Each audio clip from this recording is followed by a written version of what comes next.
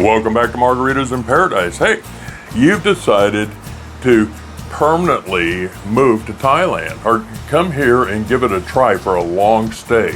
What do you need to bring from your home country to Thailand? I think you have to eliminate about 90% of the things that you're going to bring. You know, for me, I brought all this stuff that I never ever use, okay? And I hear it all the time now. I'm going to use it as a good example. Maybe he's going to get angry, but Michael, which I talked about before, I showed you a picture of him. He just came and he moved in there, Park Beach, right? We brought all these electronic adapters. You don't need electronic adapters here in Thailand. Now, we are on a 220 system, but most of your electronics, like your computers and your phone charger, are going to be already adjust for that, all right? But you know, there may be things, let's say like a hair dryer or something like that. Now, if you need a hair dryer, they're so cheap here, I would probably just buy it here. Normally, like name brand electronics, for instance, you should always buy in your home country versus here. You can buy the cheaper things here. The first thing, what everybody brings the most of anything, it's going to be clothes. Of course, Thailand is a tropical climate. It's a hot climate. And the chances of you needing, let's say long pants, for instance. I have 3 pairs of long pants here. I have 1 pair of khaki type pants that I wear on airplanes. And then I have 2 pairs of blue jeans that I brought over here for some reason. Anyway, in general, I never ever wear long pants. I do have a couple hoodies here, like the Kansas City Chief hoodie. Go Chiefs, by the way. You know, that type of thing. And that time of the year, it gets cold here. But for you, I'm sure that cold isn't going to happen until you're really climatized. So, do you need a light coat maybe? Yeah, maybe. But other than that, most clothing, unless you're a big size like me, most clothing is readily available. Now, when we're talking about clothing, you know, like this shirt here is a very lightweight, maybe dry fit type fabric. And now make sure you wait till the end. I have a item that nobody ever thinks about. It took me several trips to kind of gather up this information, and you definitely are going to need it if you're going to stay here in Thailand. So check that out at the very end of this video, and we're going to press on. You know, if you're a guy like me where you're a bigger size, and it's still doable here. You can find big shirts, and they have bigger size places around here. But average size person's clothes are so readily available, and you can get them so cheap. You know, somewhere between 50 baht to, let's say, 300 baht. So 50 baht, $1.50 up to $10.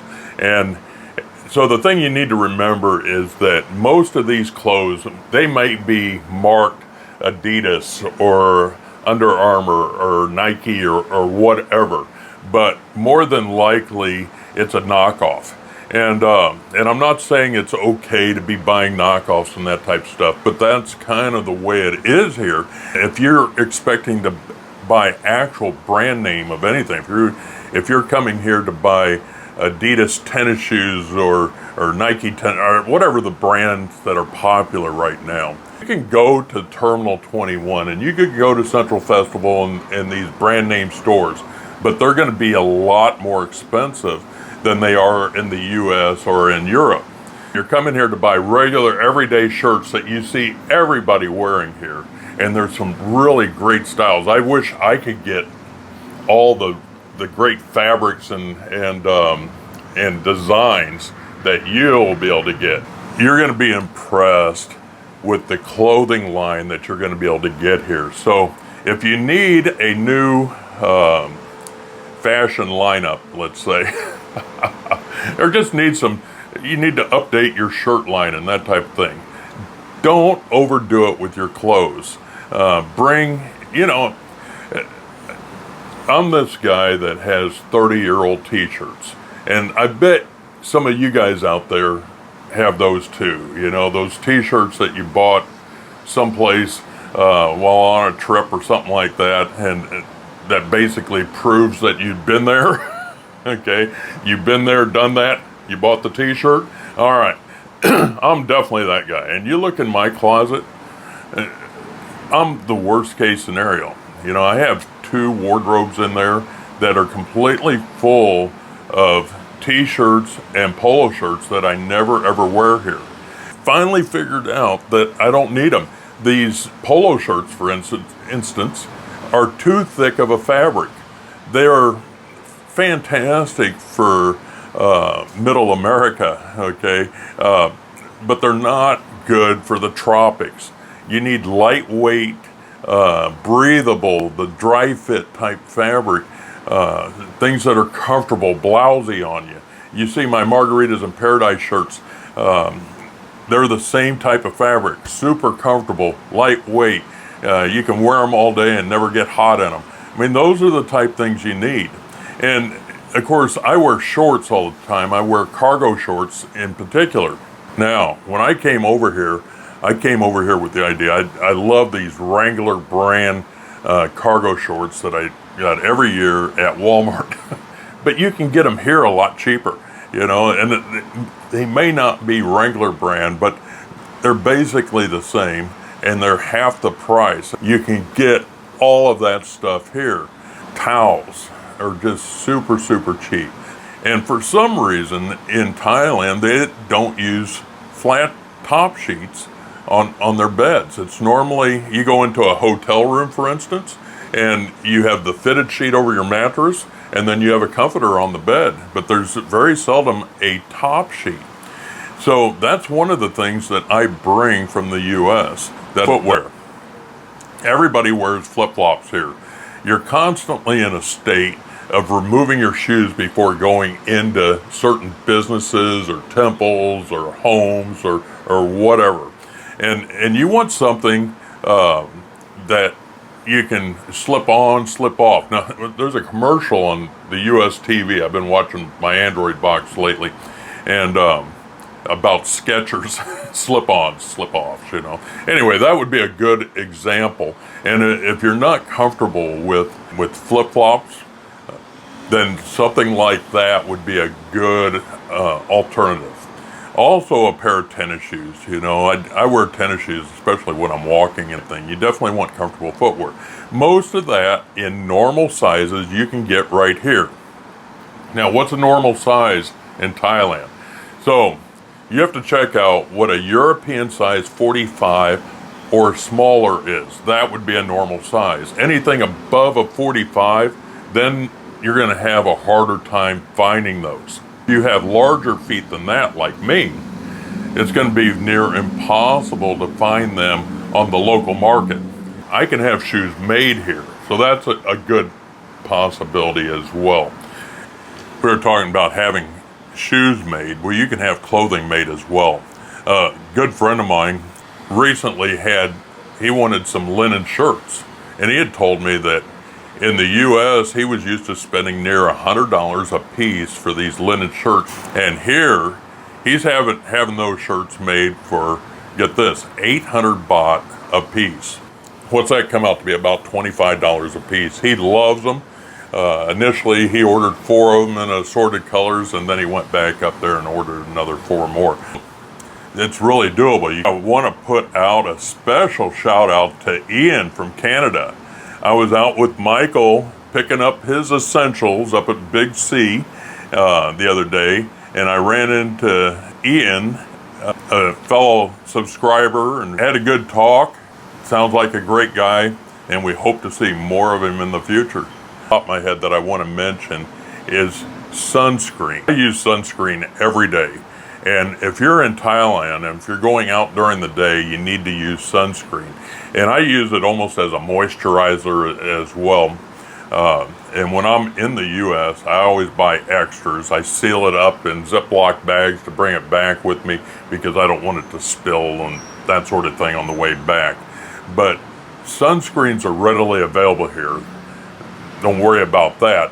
But they're probably, I'd say, at least double, if not 3 times the price that we would pay in the US for sunscreens. So that's something that I always bring. It's just a cost-saving factor. It's heavy in my suitcase. It's probably the heaviest thing that I bring back. But besides some comfort items that I'll go over with in a few minutes. That medications in Thailand are very inexpensive, very cheap for the most part. And you can expect to get most medicines that you need here with no problem.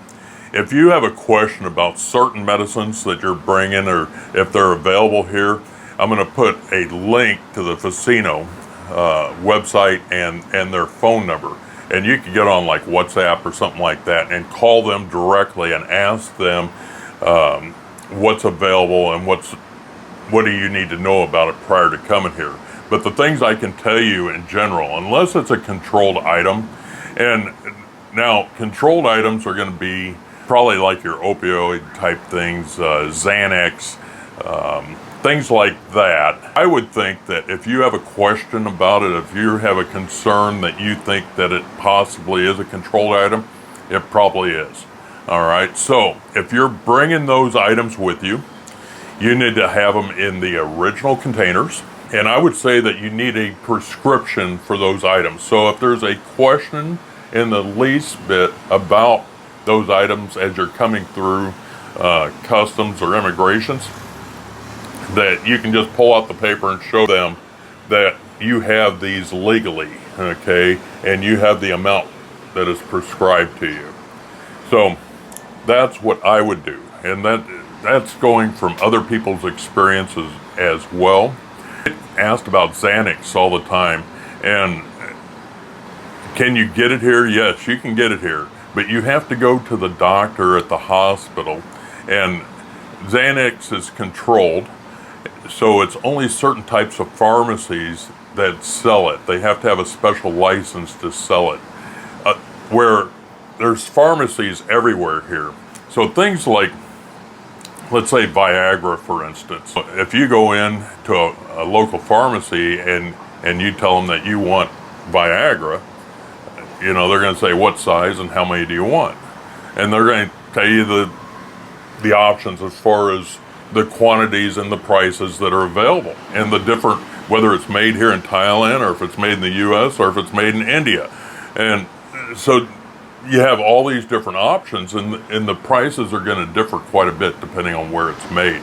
Another good example is, let's say a product like amoxicillin. I had a sore throat, and I knew that I needed some antibiotics. So I just go to the local pharmacy and I tell them that I need amoxicillin and the strength that I need and how many I need. And what they end up doing, so here's the amoxicillin here, and I got the 500 milligram. Now, normally I get the 1,000 milligram. The pharmacist just makes out a prescription for me and puts it right there on my box. That's kind of the way it works here in Thailand. You don't want to be caught up in something illegal, so I would always just ask the pharmacist on duty, and they're not going to do anything illegal, all right? They're going to make sure that they're following the rules in place. Now, you have to remember, this is Thailand, and the rules in place are going to be different than the rules, let's say, in the U.S. or things like that. When I go back to the U.S., I'm a U.S. veteran, and I go through the VA, and I pick up normally like 6 months' supply of medicines. Are they available here? Yes, they are. But the thing is for me, I pick up those meds and bring them back with me. They're all in original bottles. Everything's good to go. I've never, ever been questioned about it. I always keep them in my carry-on. There's never any questions. And I know that there's certain medicines that certain people have to have. So you need to prepare ahead of time. Do the legwork. Use Google, all right? Call up this number in the description below for Fascino. Name brand electronics are definitely cheaper in your home country, unless you come from Thailand, than here. Now you can get all the knockoffs that you want, but they're probably not going to be the same quality as, let's say, a computer, like let's say an Apple computer or something like that, that you're buying in the U.S. And here, you're always concerned about knockoffs being sold as the original product. Phones, for instance, you can buy phones from like Oppo and Wilco and the lower brands. I don't know, is there such a thing as a lower brand? They're quality brands, or they wouldn't be in service, but they're not the same thing as, let's say, Samsung or Google or iPhone or things like that. And if you're looking to buy these top level name brand phones, you're going to get them at a much better price in the US versus here in Thailand. There are certain products here, like in the toiletry area. Most toiletries you can find here so cheap. Even the local convenience stores are really noted for having like travel size toiletries. One of the items that it took me a long time to become accustomed to was roll-on deodorant. Of course, I use deodorant every day, right? And I was used to the stick style deodorant. I've never seen it here in Thailand. Maybe you can find it. Maybe somebody knows where you can find it. If you know where you can find it, let me know in the comment section below. But when I'm in the U.S., I like a certain brand of deodorant. And when I'm in the U.S., I go buy like a year's supply of it and bring it back with me. So here I have my Dove men's stick deodorant. Every now and then, I'll end up having to buy one of these small roll-on things that don't last very long. You know, it's doable here. I don't need this, in all honesty. This is a comfort item, okay? And I've been able to adapt to using the smaller travel size roll-on type like things, and they cost a little bit more, but they work. They're doable, all right. But these are kind of a comfort item. If you're a woman out there, there's going to be things that are hard to find for certain women. Feminine hygiene products. You know, the regular Pampers, the pads and that are readily available here. But if you need the tampon type things or anything like that, then maybe you should bring a stock of those with you. And this is kind of a personal item there, but it's going to be condoms. If you're a bigger size person and you need a bigger size condom, that may not be available here. So if you're planning on using condoms, which I highly encourage you to do, make sure you stock up. If you have a favorite brand or type or whatever, stock up while you're in your home country. Yeah, take responsibility for yourself. All right, so if you haven't done so already, make sure that you give me a big thumbs up, that you're hitting that subscribe button, hit that bell right next to it for future notification of additional videos that are coming out.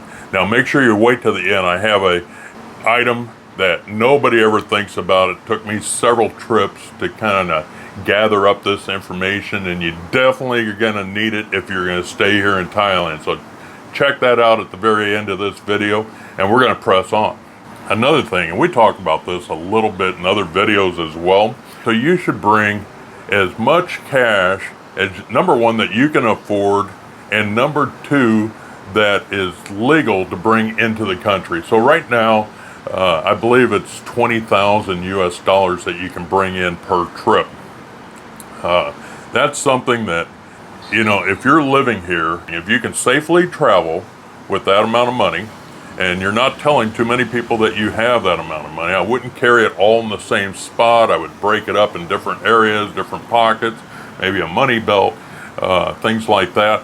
But I would definitely bring as much cash as possible. Once you have a safe, put it in your safe. If you need to hide it in other places in your condo or your accommodations, do so. You know, if you decide to travel to Cambodia or whatever, the more cash you have on you, the less transfer fees and things like that you're going to have to put up with. All right, we talk about this all the time, and I'm not going to hang out too much on this, but while you're still in your home country, update all of your apps. If you have a computer that you're bringing with you, make sure that's updated. Do that prior to getting here, so you don't have any type of issues once you do get here. If I was you, I would go ahead and make sure that your phone or phones that you're going to be using here, you know, have things like Grab and Bolt and Line app and WhatsApp and let's say Google Maps, Google Translate, Let's see, there's other things out there. If you can think of any more apps that you need to add, put them in the comment section below. Eat-A-Go. Have you checked out Eat-A-Go? Fantastic app, saves all kind of money with it's an app that you use to make reservations at a restaurant, and then you get like up to 50% off on meals. Check that out if you get time. What other ones that are out there? Oh, if you're here looking for a relationship and want to do the online dating type thing, Thai Friendly, Tinder, there's other ones out there as well. But get pre-registered, have accounts already set up, have that ready to go, so when you get here, you don't have to worry about adjusting or doing things, because all of a sudden your phone's spitting out things in the Thai language and you don't understand it. Okay, get it all taken care of ahead of time. All right, let's press on.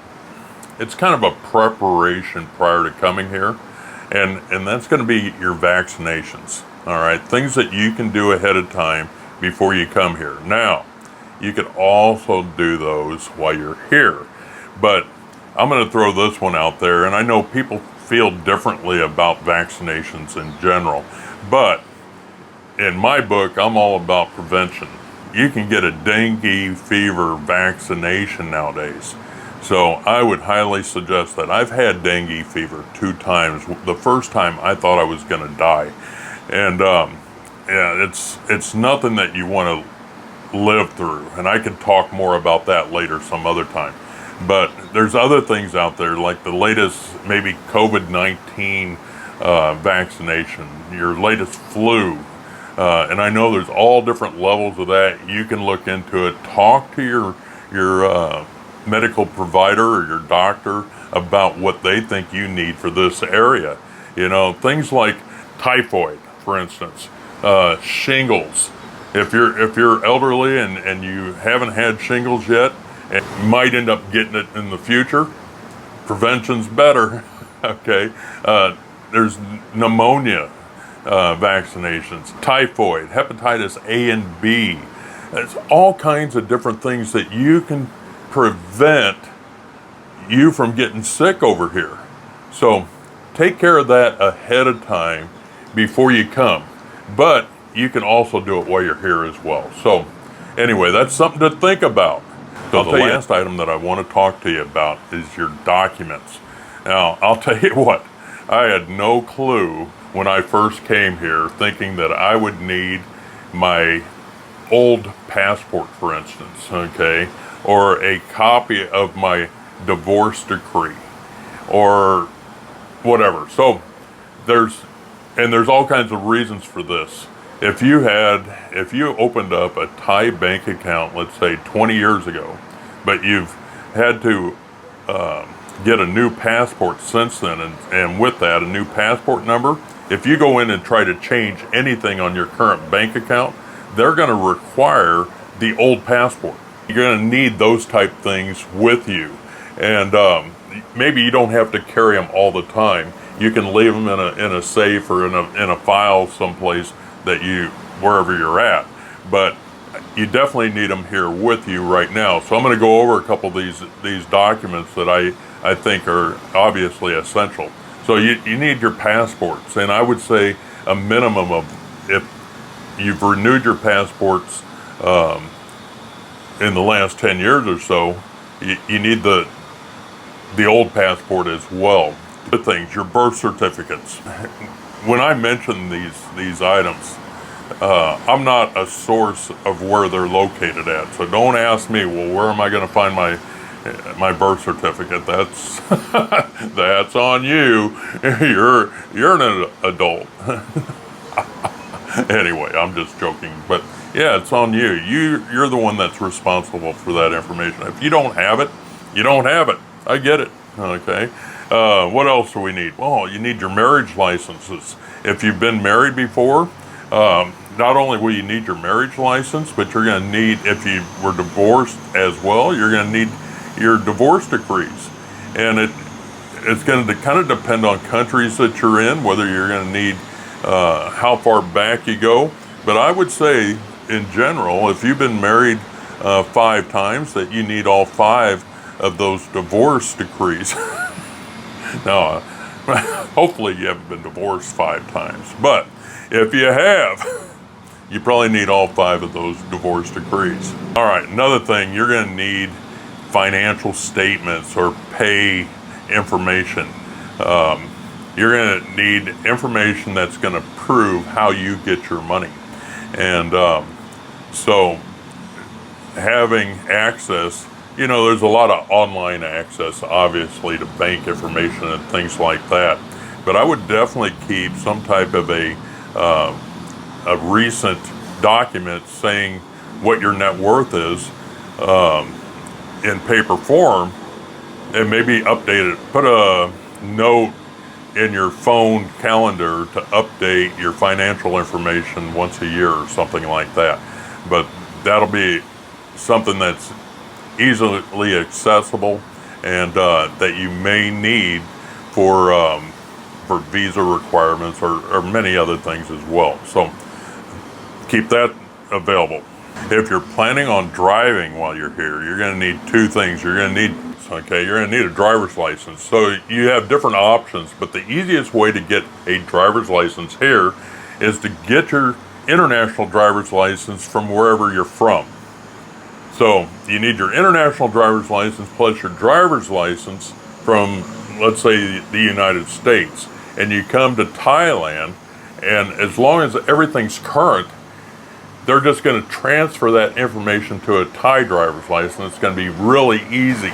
Emergency contact information, write that down.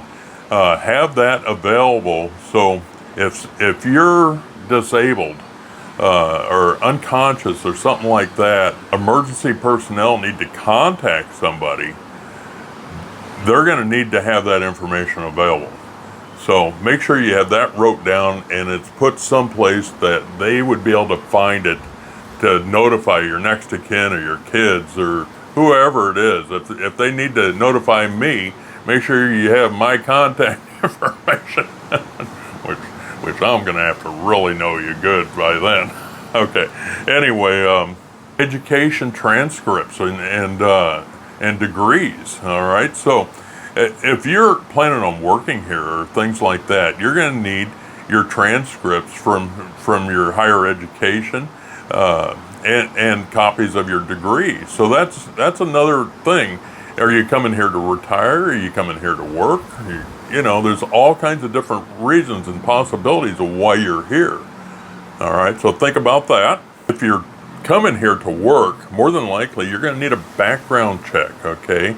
And which may include a clearance check or a clearance certification. If you've had a prior security clearance in your life, you may need that information as well. So that's all good information to kind of keep readily available for any type of future employment or whatever. You're going to need tax information, okay? And for me, it'd be tax information and Social Security information as well. So having all that stuff readily available. Now, I know a lot of guys may put everything on a thumb drive or something like that, and is that doable? Sure. As long as you have that information readily available here, if it comes up that you need access to that information, the last thing you're going to want to have to do is travel back to Iowa or London or wherever you're from to get that information. All right? Make sure that it's readily available here.